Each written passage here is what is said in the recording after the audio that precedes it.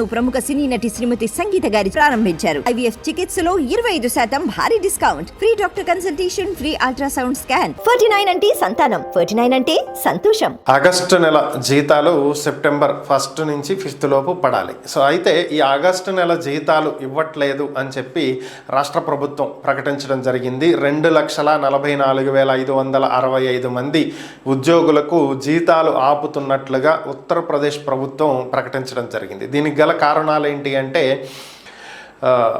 కేంద్ర ప్రభుత్వ ఉద్యోగులు ఎవరైతే ఉన్నారో, ఐఏఎస్ ఐపీఎస్ లాంటి అధికారులు ఎవరైతే ఉన్నారో, ఆల్ ఇండియా సర్వీసెస్లో ఉన్నటువంటి వాళ్ళు వీళ్ళ ఆస్తుల వివరాలను ఆన్లైన్లో పొందుపరచాల్సి ఉంటుంది, ప్రభుత్వానికి వెల్లడించాలి. అయితే ఇదే తరహాలో రాష్ట్ర ప్రభుత్వానికి చెందినటువంటి ఉద్యోగులు కూడా ఆగస్టు 31వ తేదీలోగా వారికి సంబంధించినటువంటి ఆస్తుల వివరాలను పొందుపరచాలని చెప్పినప్పటికీ కూడా ఇంకా కొంతమంది పొందుపరచనటువంటి నేపథ్యంలో ఎవరైతే వారి ఆస్తుల వివరాలు ఆన్లైన్లో ప్రభుత్వానికి తెలియచేయరో వారి జీతాలు ఆపినట్లుగా ప్రభుత్వం ప్రకటించింది.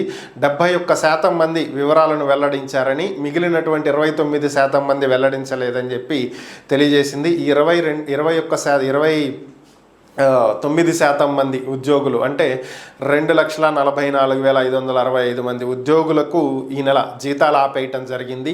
దీని నుంచి ఉపాధ్యాయులను, మరికొంతమంది అవుట్సోర్సింగ్ ఉద్యోగులను అలాంటి వారిని మినహాయించారు. మిగిలినటువంటి వాళ్ళంతా కూడా తప్పకుండా ఆన్లైన్లో వారి ఆస్తుల వివరాలను ప్రభుత్వానికి అందించాల్సి ఉంటుంది.